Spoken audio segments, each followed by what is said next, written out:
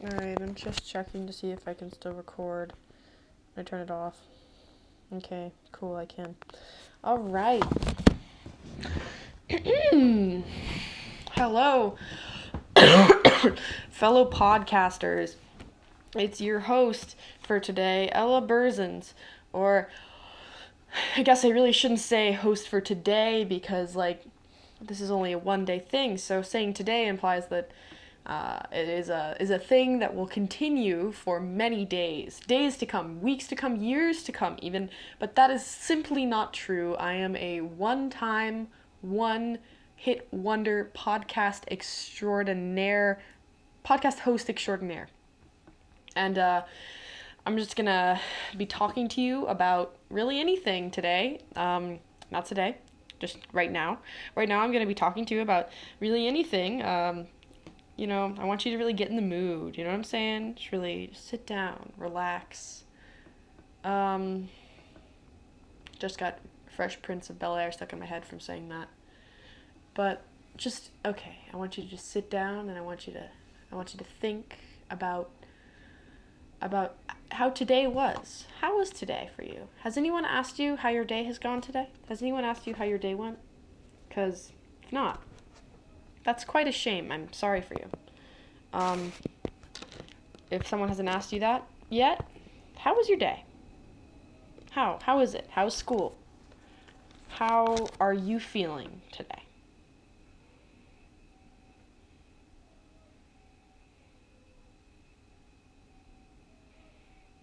Okay, good answer. I mean, no answer is a bad answer. But, so I really am stating the obvious and saying that your answer was good, but it was indeed good, because why wouldn't I state the obvious if the obvious is positive? Every encouragement is a necessary one, of course. You know what I'm saying? Anyway, our first topic today is going to be cement.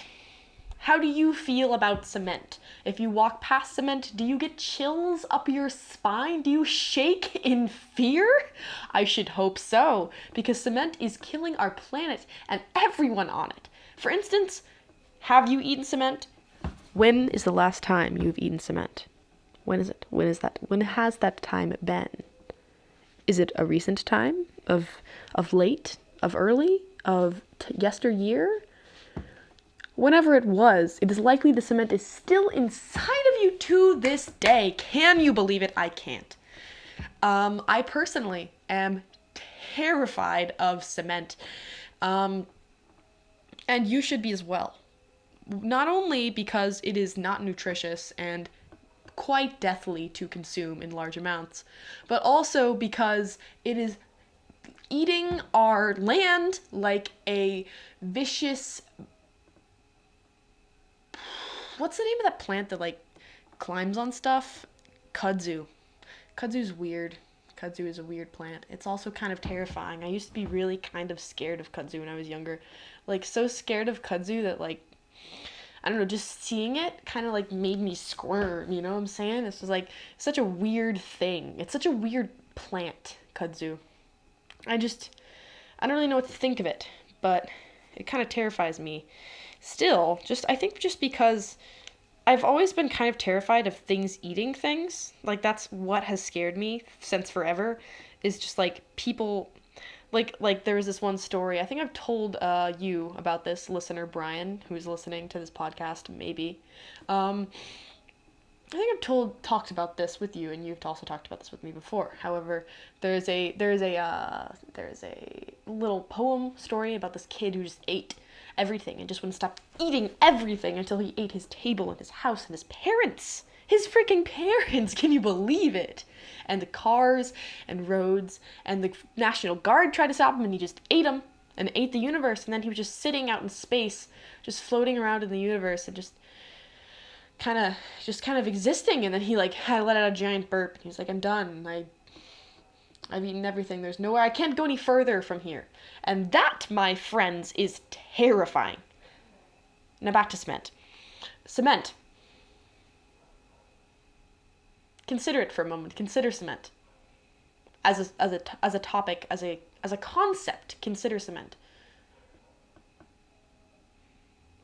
Mm-hmm. Mm-hmm. I can feel you considering it. I can feel it. And you know what? I understand how you feel. We're gonna get through this together. But I need you to understand that cement will not kill you. It can. That is not true. It can kill you. It is murderous. It is absolutely murderous, and it will kill you, but not only you, but everyone you love.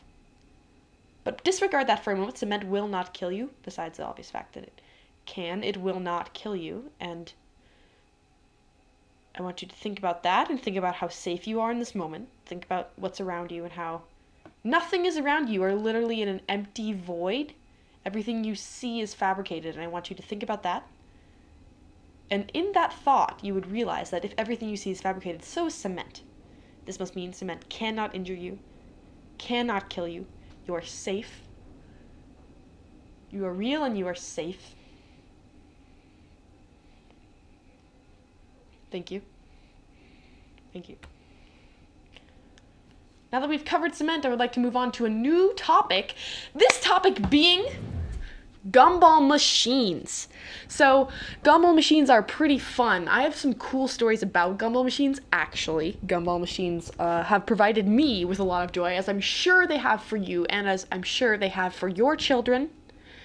As a single mother listening to this podcast, I am sure that you can relate to the fact that because you have such little money to spend and your husband doesn't pay child support and no one is here to support you. In fact, everyone hates you for being a single mom. Literally, they despise you. Everyone hates single mothers. Because of that, I'm sure it's hard for you. But I know that you know that just a couple quarters can get your children through the day and make them happy. And you don't even need to pay for any particular entertainment service, even Wi-Fi for that matter, because if you give them at least $1 in quarters, they can get 3 fun things.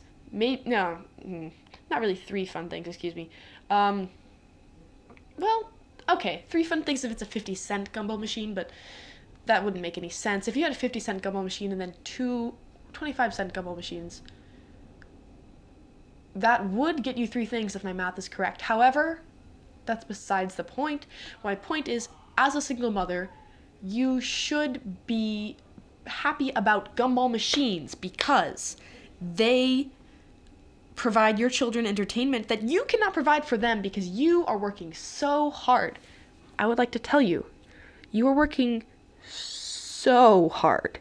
I don't think you quite understand how hard you are working as a single mother. It's honestly the hardest I have ever seen as I watch you constantly throughout your entire life. I've seen how hard you work in every aspect of your life, in every instance. I watch you and I visualize what you're doing, but I visualize as I watch.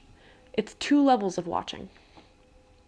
As I do this, I take notes as well. I will read some of them to you now.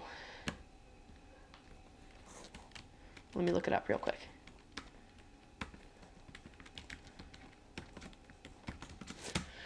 Okay. Sorry, it's loading. This is my Google Drive. It's where I keep my notes on you. Okay. Single mother number, which one are you? Number 27. Single mother number 27. Control F. 27. No. Okay, I had to go down about 17 extra times because I also took note of the number of times people do things, and in the numbers before you, several people have done things 27 times. For instance, single mother number 8. 27 times on Wednesday of this week. Single mother number 8 had, if I believe correct, yelled at her child for continuously misplacing the milk cartons. This may sound strange to you, but some children don't really know where the milk cartons are supposed to go. And in this, they place them really everywhere, and well, that's an issue because the milk will obviously go bad, and this leads to curdling and all sorts of things that just are not not appreciated in most milks, unless you enjoy buttermilk, which is strange. Did you know some people drink buttermilk with pepper? Pepper, yes, they put pepper in it. I can't fathom it, but okay. Anyway, single mother number 27. Okay. Yes. Okay. I cannot fathom how hard this mother is working. It is the hardest I've ever seen from any mother ever before in my entire life. And mind you, I have seen Michelle Obama, and believe it or not, she doesn't really do much of anything ever. I mean, occasionally she will take away students' school lunches and eat them in front of them. But other than that, believe it or not, she doesn't really do a whole lot of things except, well, the massive amount of things she does when she is doing things. But when she isn't doing things, believe it or not, she does quite absolutely nothing. However, this single mother does far, far more than that constantly. I can't go into specifics as of what this mother does, but I can say that it is terrifying and interesting at the same time. She puts in approximately 2 spoonfuls of sugar in her coffee every morning, but sometimes, if she's feeling extra done, she puts in 7. This might seem like a very, very large difference, but the 7 is a lucky number, which I think is why she puts 7 in on the days where it's feeling a little challenging to get by. I went off on a little bit of a tangent there, I'm sorry. I'm just talking about all the single mothers that I know and I watch. As Ella Burzens, you might be thinking, you are not Ella Burzens, of course, but as I am Ella Burzens, you might be thinking, Ella Burzens knows so many single mothers?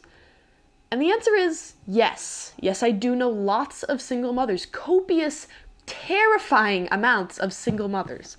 However, there are more things you don't know about me that I refuse to disclose. Even more terrifying than the single mothers. I will say a lot of them involve single mothers' grandparents.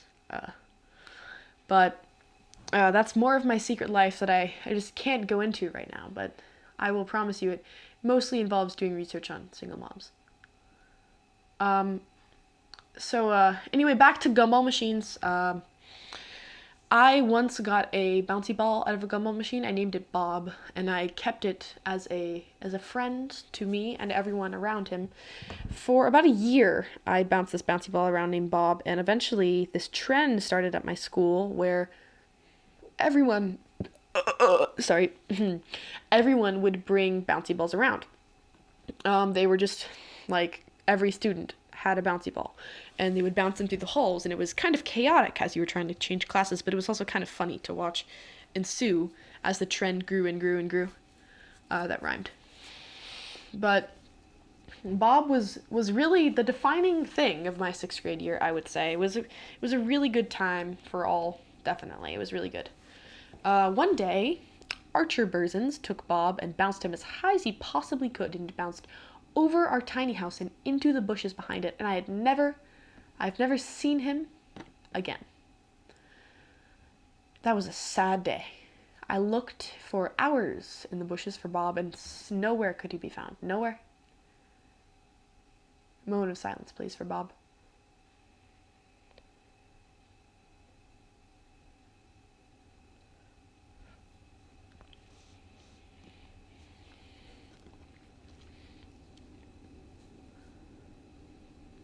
Okay, that's enough.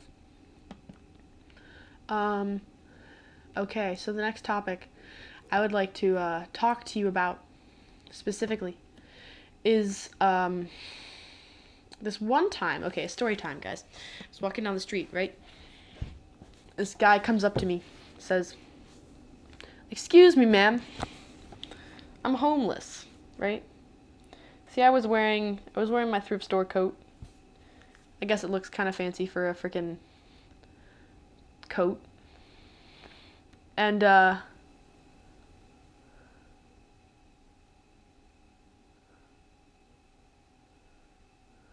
One second.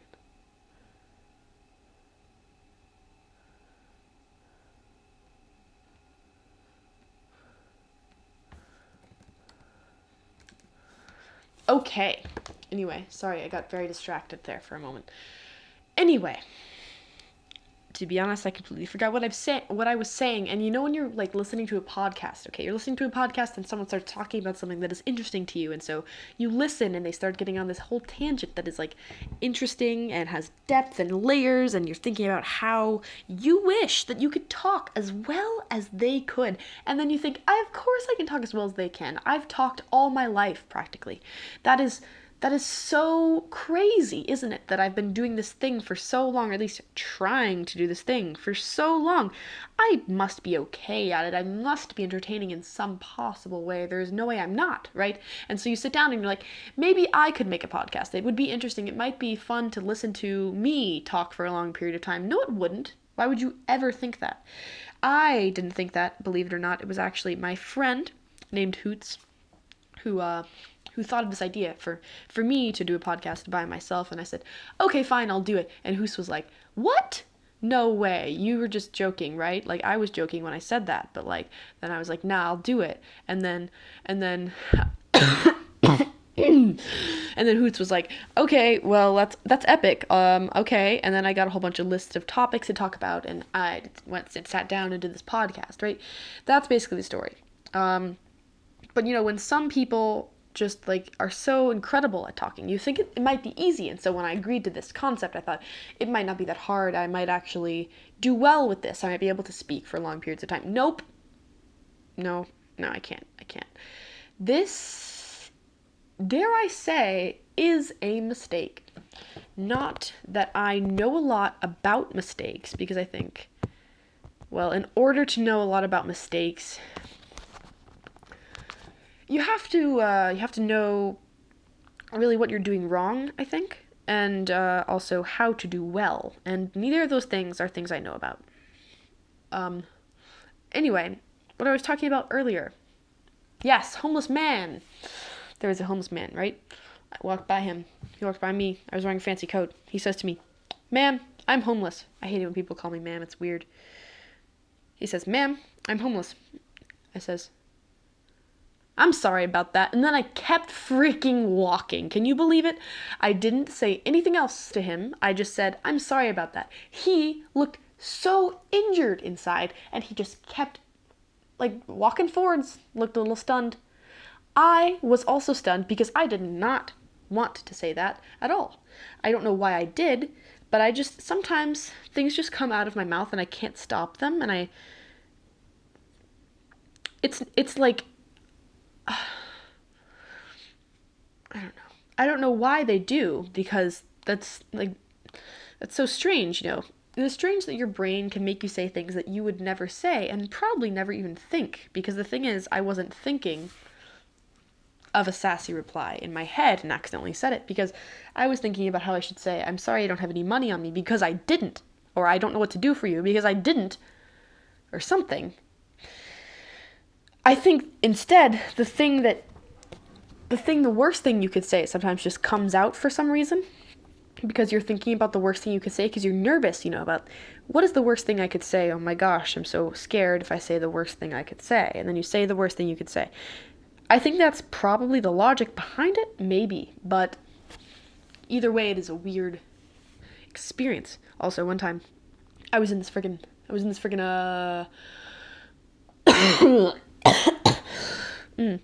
I never get sick.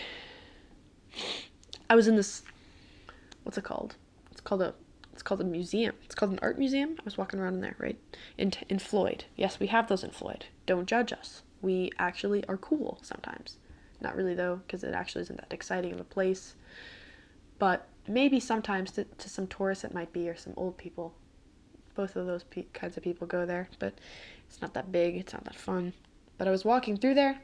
This lady comes up to me, obviously suspicious of me because I was walking around, and she says to me, "May I help you?" And I said, "No." Just no. And then I said, and that was it. That was our interaction. And then she was like, "Okay, well, if you do need help," I was just like, "Oh, okay, I'm looking at the Halloween candy." And then I just kind of slinked away. What the frick? Gosh. Guys, I have a very deep question to ask you right now. And I want you to take this with an open mind, but how freaking metal are skulls? You know what I'm saying? Like when you have a skull in your hand, you just think about how something dead was this skull. No, well, yes, but I guess this skull was something dead. You know what I'm saying? And it also was something living, and that's just so freaking weird to think about, you know? And like the fact that you could smush a baby's head that's developing because it has no skull in it yet. It's just like a little blob of flesh that exists. That right there is fun to think about. That's pretty cool and fun. Like, you know, you could just freaking smush it around. It's just like a ball of flesh at that point. It's just a whole big old ball of flesh. Babies are. When they're not babies, they're just balls of flesh. Or whatever it is that you call them. I wonder what that's like when they start to develop and their head is just squishy. I wonder if you can just freaking... That's the noise it would make. You know what I'm saying? That would be funny. That would be silly and funny. But it wouldn't, though. It would actually be kind of disturbing, probably. But, you know, whatever. Skulls are pretty metal, though, aren't they? Imagine if you put skulls on them. Not skulls, but spikes on them. And then you just, like, put two on either side of nunchucks, and you just have nunchuck skulls with spikes on them. God, that'd be so cool. Another question these are all a group of questions now that I would like to attempt to answer. Sent in by viewers. Number 1, water. What is up with it? What is up with water is a question. Honestly, that is a little bit terrifying, and that I don't really know how to answer because, well, water to me is maybe not what water is to you. You know what I'm saying? To me, water is a green, viscous liquid that oozes from lots of various. What is the word? What's the word I'm looking for? Yes, lots of various pieces of furniture in one's household. Most of the taps of water that I see are connected to the seams of said furniture in said household. Water can be consumed, but it usually needs some sort of utensil in order to do the consuming. Sometimes a straw if it is particularly thin water, but if not, you might need a spoon. Or perhaps a fork, if it is viscous enough to stab. This is something that people need for regular life, for nutrition, for existing, really. And, well, I don't really know what to say other than that is water. Honestly, I'm quite unsure how one could not understand what water is. It is quite simple, and its location is very obvious, I would think. But that is what water is. That is what is up with it, I suppose. Water could be up if you were to throw it up. I don't know if it would stick to a surface if you did throw it on the surface, but it may, sort of like those slime videos that people do, but it's definitely not slime. Now let me stress. Let me stress that water is not slime. They're two different substances, okay?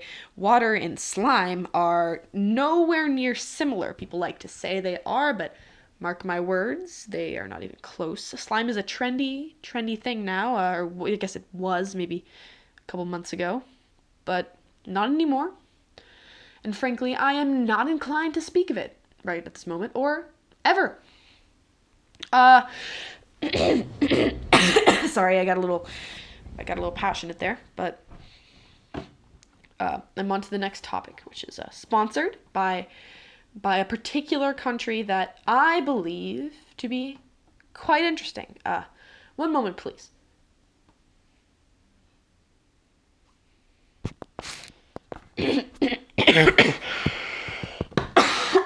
One moment. Hey guys, we're back with top 10 reasons to move to North Korea.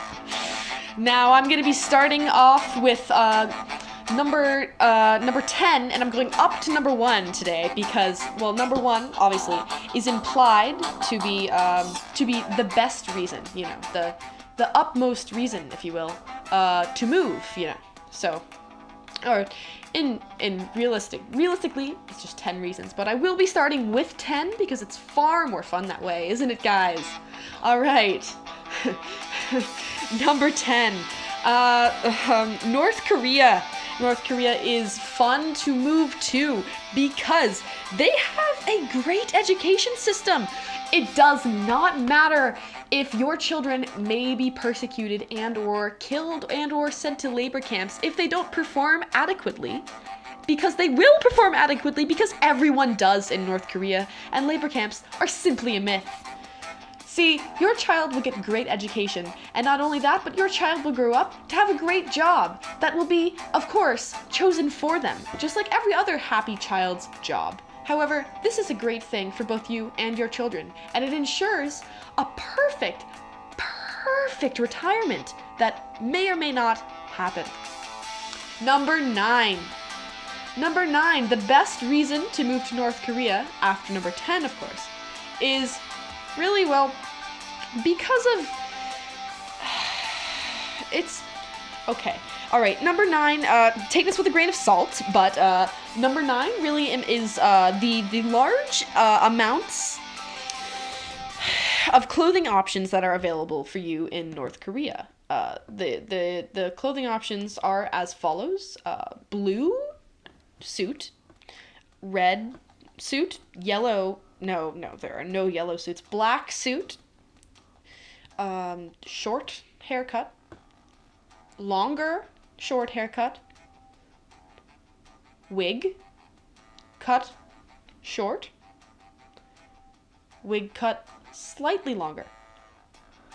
Now, I know that might be an overwhelming amount of choices for you, listeners, but to be honest, I think that if you come to terms with the massive, frighteningly massive quantity of choices that are given to you in your apparel, it actually becomes quite comforting to know that you have so much choice and so much freedom with the clothing you wear.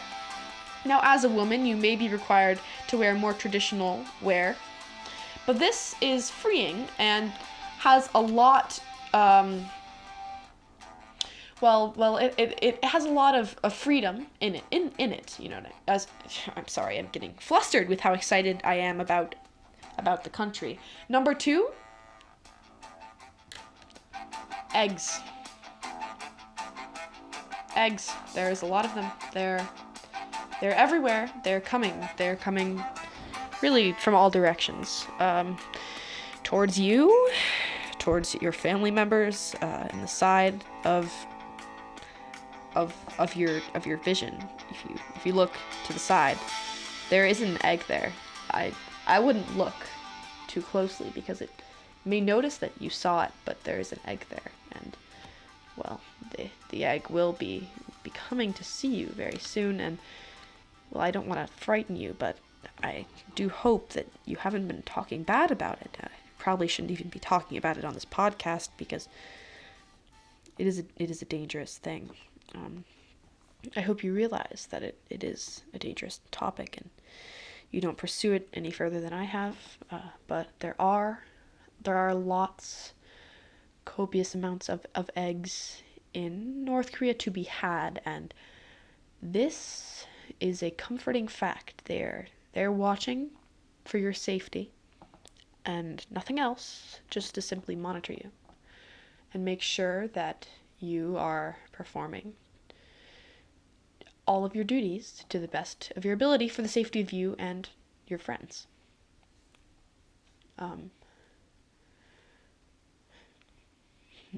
Number 7. Number 7 in North Korea. The flag is quite beautiful. The colors, impeccable. The colors, which are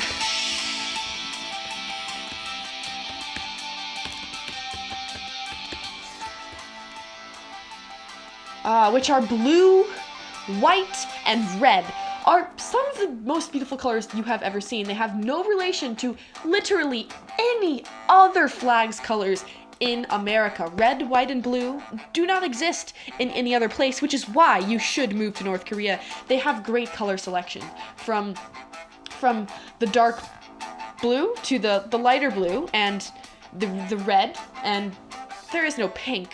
What is pink? I do not know, but I do know that red and blue and also white do exist in North Korea, and you might not have ever seen those colors before, but I promise that when you move to North Korea, when you move to North Korea, you will notice that red, white, and blue are colors that do exist, and surprisingly enough, are rather beautiful to see. I love looking at those colors, and the colors are, conveniently enough, on the flag, and the flag is a beautiful, beautiful thing, actually. It has a star and a circle, which are nice shapes. I'm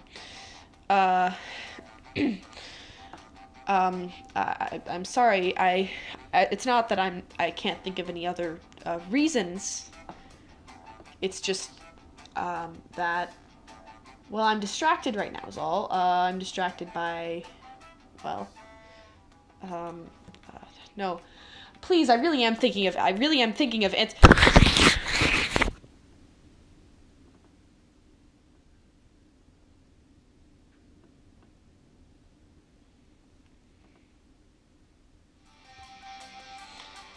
Number one, the number one reason to move to North Korea is really the acceptance there. The people there are amazing. People there are great. I literally cannot get enough of them, which is good because, well, it's not that I'm constantly surrounded by them, because that would be ridiculous. That would be crazy, but I do think that the people there, theoretically, because you don't know, because you don't live there, but once you do, you will know that the people there are some of the nicest people you have ever seen, ever met. In fact, other people do not exist. It is just North Korea. That is the only place you have ever seen. That is the only place I have ever been to. That is the only place you will ever be to, because there is no other place.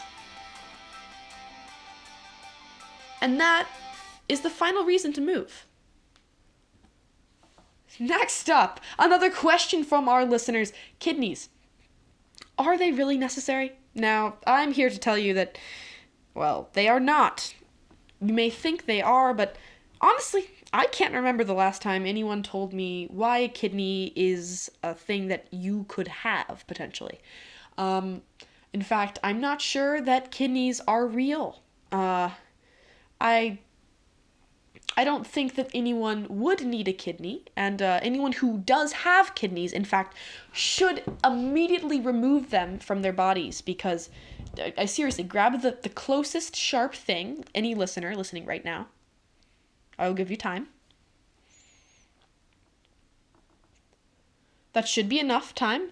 I give you maybe a little too much time. I know most people are surrounded by many sharp things at all times, but anyhow, I would like you to grab that sharp thing that is right next to you, and I would like you to find where your kidney is, which I'm sure is marked with a K on the side of your body, like every natural person. And I would like you to quickly and hastily remove it, and then ship it to my address, which I know that you know, because everyone knows everyone's address. I would like you to mail it to specifically me, for no particular reason, but I will quickly dispose of them. A completely unrelated question. Kidneys, what do they taste like? I would not know, because that would be atrocious that anyone would eat a kidney, but I would assume if anyone did eat a kidney, it may taste vaguely of the best thing you have ever tasted in your entire life. A sweet meat, but also not in a bad way, in a nice way, very good caramelized or well, or mixed, mixed with other meats, particularly ham, might go well with a kidney if I knew what they tasted like. Thank you for those enticing questions, listeners. Next, I would like to tell you something that I would like to do. I think it would be very important to legalize cocaine. Now, take this, of course, with a grain of salt. Some people think that cocaine should not be legalized, and I say to that, well, I say you can talk to my expert, who I know on a deep level. One moment, and I will get them on the line.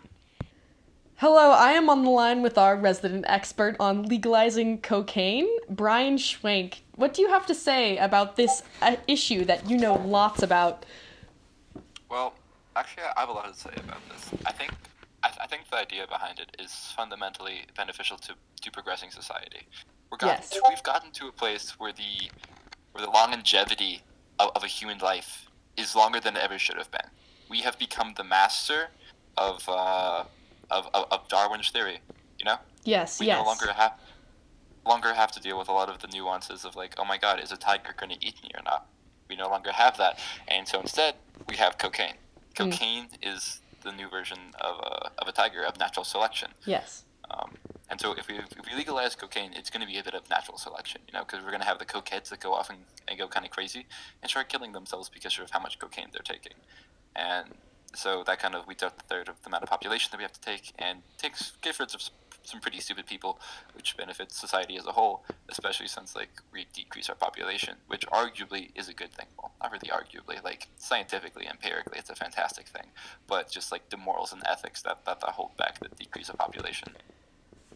That right there, folks, is exactly what I was going to say about legalizing cocaine, but I thought it might sound better coming from a professional on the matter, Brian Schwenk. See, he just brought up some great points. I would also like to include the point of really just kind of betterment of overall life for citizens. You see, in my experience, Brian, I would think that that someone who, even though they might live a short life, while cocaine is legal, they would have far more fun because of the exciting experiences that cocaine can induce. So even though lives might be shortened and natural selection might take over, which is a benefit. Another additional benefit, I think, would be the overall enjoyment of life for everyone involved. Yeah, no, it's a benefit. The stupid people get to be people that they like to be, and the rest of the civilization gets to benefit from the lack of existence of those people. Generally speaking, of course, this is an overgeneralization, but for the most part, I think coke addicts are okay, not existing. Yes, this is something you can quote the podcast on. Coke addicts are okay, not existing.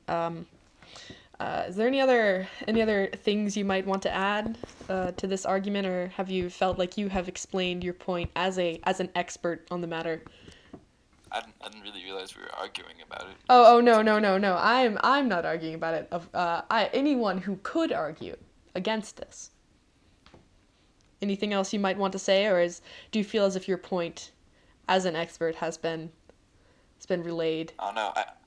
I guess I would just like to challenge people and ask them where their line is drawn for what's beneficial for the current status quo versus what's beneficial for the longevity of whatever you deem to be important, and how desperate are you willing to act to get to that place of being able to truly be sustainable, which is providing for the needs of the present while still having enough resources to sustain the future.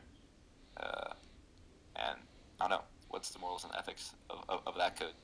I definitely get that the shit I just said was pretty crazy and radical, and I'm okay with that because radicalism makes casualism a lot more agreeable.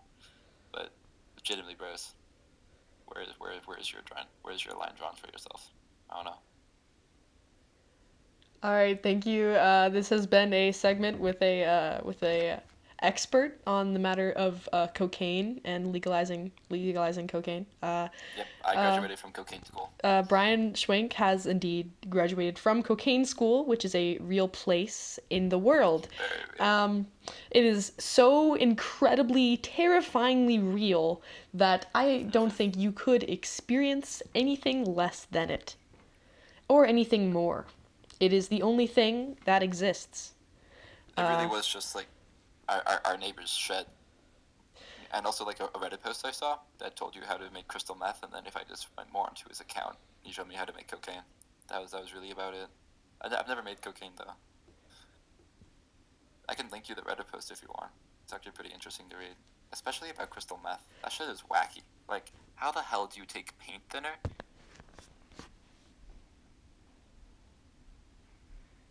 So, it seems our connection to the expert had, well, the connection to the expert had been cut short. But now I urge you to think about let's talk about, you know what? Let's talk about how cool the moon is. You should look at the moon. Look at the moon now. It's so freaking cool out there, outside. You should take your eyes and point them towards the moon. The moon is bright. It is sometimes white, translucent color, but it also sometimes is a bluish shade. The moon is honestly quite an impeccable sight, something that I really haven't seen before. You should go and look at the moon now.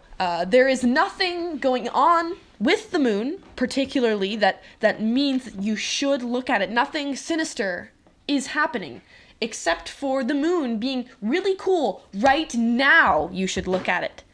Thank you. That has been a statement from Hardee's and Carl's Jr. Of the West and East Coast. It has nothing to do with the podcast. No correlation, except that they paid me copious amounts of money to make that particular statement. I hope you looked at the moon. Listener, happy birthday. Has anyone told you today? Did someone forget that it was your birthday? I'm sorry. I'm sure that that your experience of today, your birthday, was a good one. I hope that it was a good one. Did anyone hope for you that you had a good birthday today yet? I hope so. Because, well, everyone deserves to have a good birthday, no matter, even if they are you listener. And I know what you've done. Everyone knows what you've done. Don't think that anyone doesn't know what you've done, because you've done something very, very bad. But even though you have done something very bad, you still deserve a good birthday. So happy birthday to you.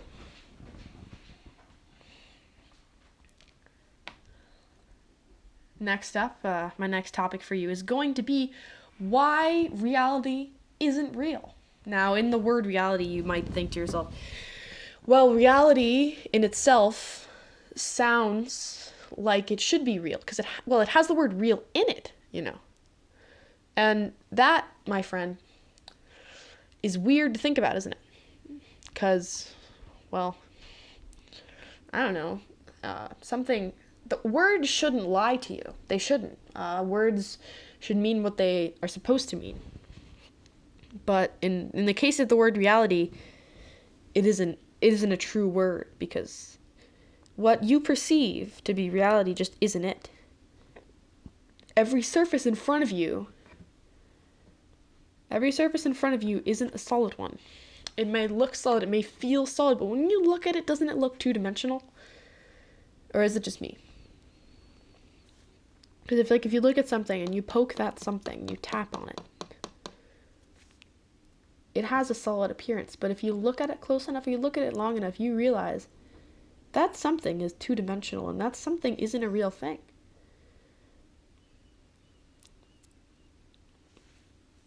I know what you're thinking. This is completely and utterly true, and I never should have thought that it wasn't. And for that, I do accept your apology for not thinking it is true, but some things are hard to understand, and I understand that. But it is kind of weird, to think about. Like, what if reality is a simulation, though, you know what I'm saying? Like, what if it is? What if everything you're experiencing right now isn't real? What if you're dreaming right now? What if everyone is dreaming right now and we're just a big old dream of someone else that is dreaming? But then that invokes the question of, do your dream characters have sentience? And that right there freaking starts up a whole new set of weirdo, strange things to think about, which it's relatively impossible for you to ever for that to be a thing that is a fact, that dream characters would have sentience is absurd, of course. But what if it wasn't absurd? What if it was true? What if characters in your dreams did have sentience and they could see you sleeping and they could know that you were going to wake up in a minute or 30 or 24 hours, but however long it's going to be, eventually their existence will be over. And they know it. They know that their existence will end soon. And because of that, that's why your dreams are always so weird or so violent or so, in general, usually quite on some sort of extreme, unless your dream characters are relatively conservative with what they do with their time, or a little bit afraid or anxious to really act out, even though they know they have no time. It's kind of weird the way people decide to... It's weird that even when people have no time at all, like literally they're going to die, they still hold back, and they still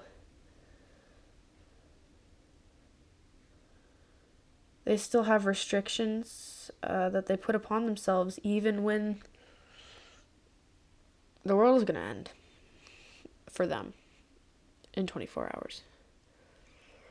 It's weird that some dream characters, sentient dream characters, would be so restrictive to themselves, even though they're 30 minutes from death.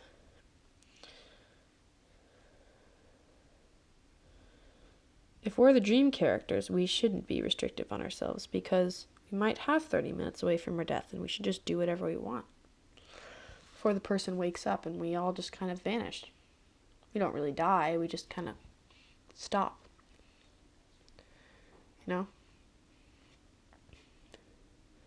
Sometimes I feel like everything is just kind of moving a little bit, and like gravity will just stop working, and I'll just float away into oblivion, into not existing anymore.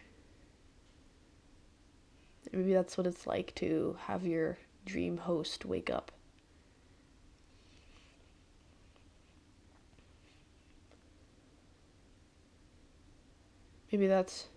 Maybe really it's only been 30 minutes, and as a character in someone's dream, time just passes really, really slow for me. And my life will be a normal lifespan, but for them it won't.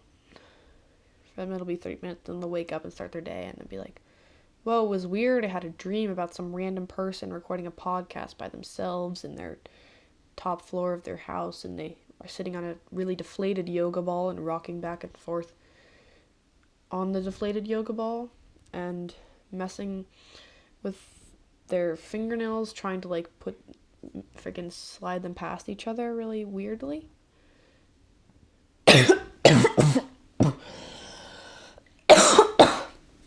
Either way, to be honest, I'm convinced that reality isn't real. It might be a coping mechanism, but it's very real. You know? And listener, I propose to you to question your reality. Obviously not heavily, because that will just be trauma and turmoil, but question it at least. Think maybe you could bend some rules. Why the heck not? It's your reality. Just do it, bro. Whenever I talk for long periods of time, I sometimes close my eyes. For instance, these past 5 minutes, I've just closed my eyes while I was talking. I think it's easier for me to focus on my points.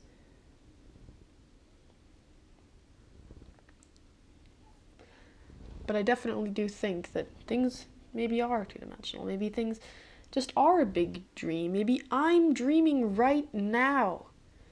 And maybe you guys, everyone I know, you, listener, are real in my world, but this version of you that I'm experiencing right now is just my dream. And I'll wake up and I'll still know you, and I'll still go to school with you, I'll still see you, and I'll think to myself, this person is a person that exists, that I see. Oh, I just had a dream about them last night. It was really weird. A whole different relationship I had with them doesn't exist. They didn't exist. Maybe everyone's just a hologram. Ever thought about that? Maybe you are.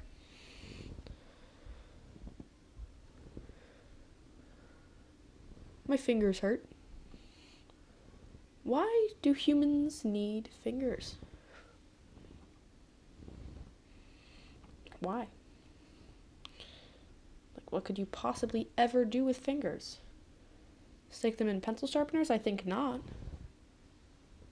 I don't know what else you have pencil sharpeners for, but whatever reason it certainly isn't for fingers. It hurts way too much, take my word for it.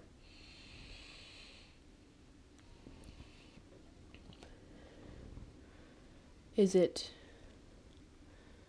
to poke things?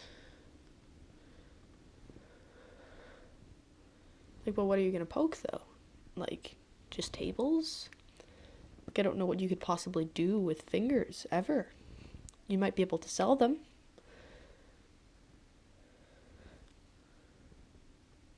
How do you remove fingers to sell them? Slam them into things that are hard multiple times vigorously? You would think that might work, but take my word for it. Not that I would know, but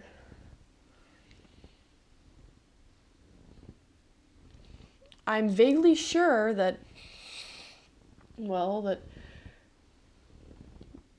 fingers are indeed impossible to remove. They are fixed to your hands, but for no real purpose other than to look at, to poke. Definitely not to sharpen. Fingers. This section of the podcast was brought to you by fingers.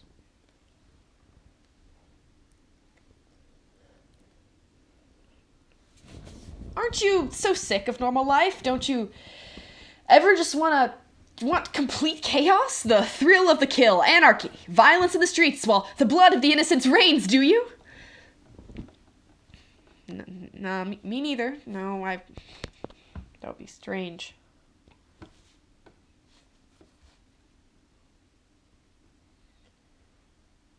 I would like to propose to you Heelys as a concept. Think of Heelys as a concept. I know we've done this once before with cement, but do it again for me, will you? Heelys. I know, right? I know. I can see that smile spreading across your face. I can see it. I can see it from a mile away. You're in the future, and I can still see that huge smile. Huge smile spreading across your face. Heelys, I know. Don't get carried away now. Gosh. Do not get carried away, okay? I know Heelys are cool, but having wheels on your feet that can take you wherever you would ever need to go. It's quite a feat, really, isn't it? Quite a feat.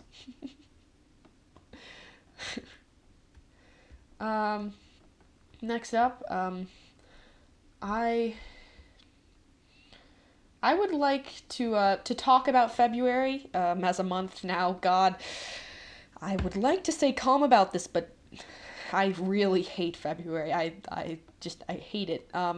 One moment, I have another expert I'm going to bring on to speak to you about this particular pertinent issue. Hello, I'm about to call a particular. I said particular just a second ago, didn't I? I'm sorry.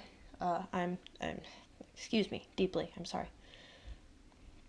I'm about to call an expert on this matter, Hoots, who will tell you all that you need to know about the notorious February.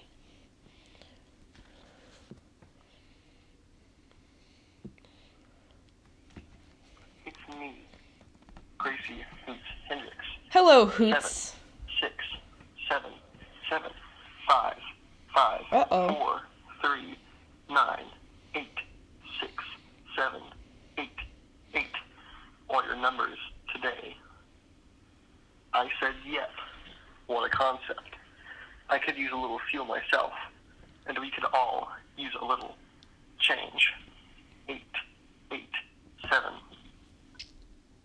The mailbox is full and cannot accept any messages at this time. Goodbye. Well, it seems my attempt to contact the notorious Hoots is unsuccessful as of now, which, to be frank, is frightening because, well, I was going to talk to you about my massive hatred for February. God, I'm literally foaming at the mouth. I hate it so much. Oh God, I hate it. I hate February. I hate it. Hoots would tell you all you need to know about February, but it turns out, it seems that, well, this isn't going to work.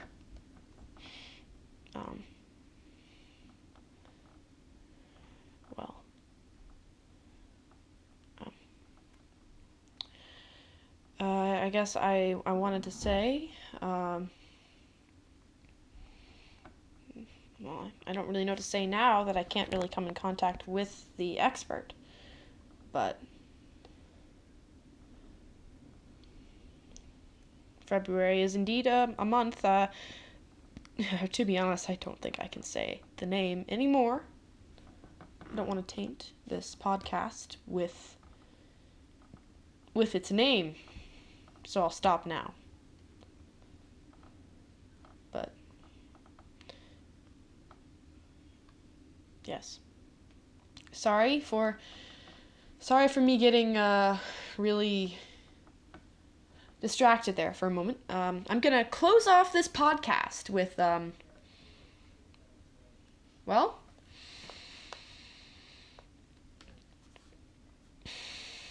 I'm gonna close out this podcast with a talk to you about why. With the talk to you about why as a concept. Why is something you should ask more often. As a human, I ask why constantly. Maybe annoyingly so.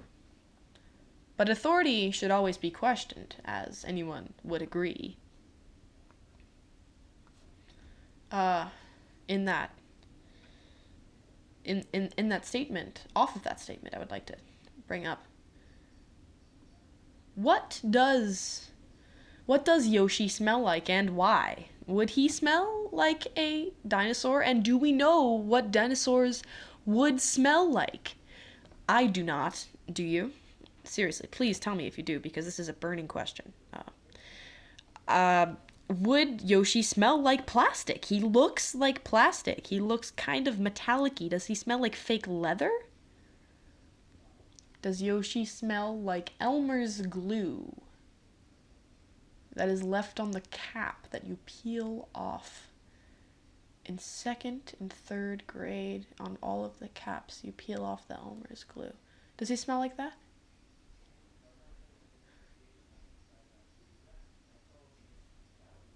Thank you. So I know that I know that this has been quite a ride for all of you on the podcast. I know that this has been an adventure. I know that you have enjoyed it thoroughly, but it is time for the podcast to come to an end. It's about an hour now. I tried to find Hoots Hendricks, but I seemed to have failed at that.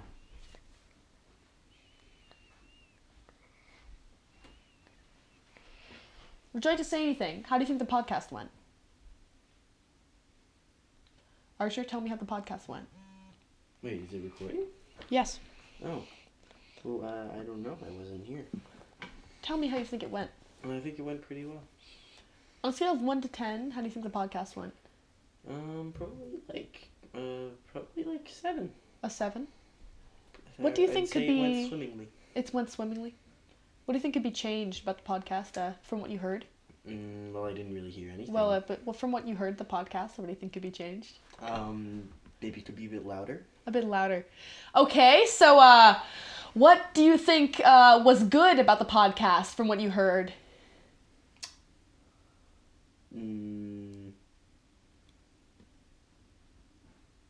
Speak up. It was very informative. It was informative. That is true. Any tips you think I could use for next time? No? No. Anything you want to tell the listeners about the podcast? Not Any merch you want to plug or anything you want to plug for being a guest? No? Okay. I would like you guys to please follow the account Sparkles Jr. on Instagram. Thank you for listening to the podcast. Archer told me the volume should be louder next time. I hope this is better. Thank you. I don't really know what to say. I'm not very good at closing things, am I? It means a lot to me that you listened.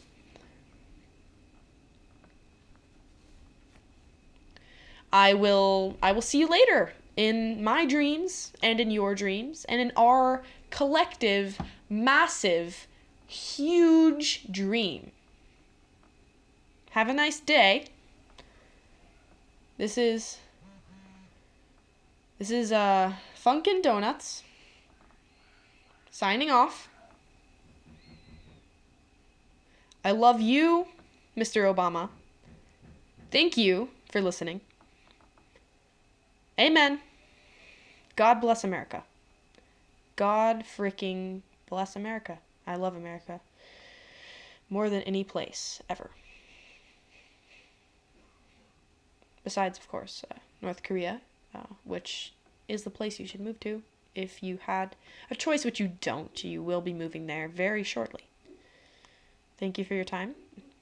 Have a nice day. I love you very much.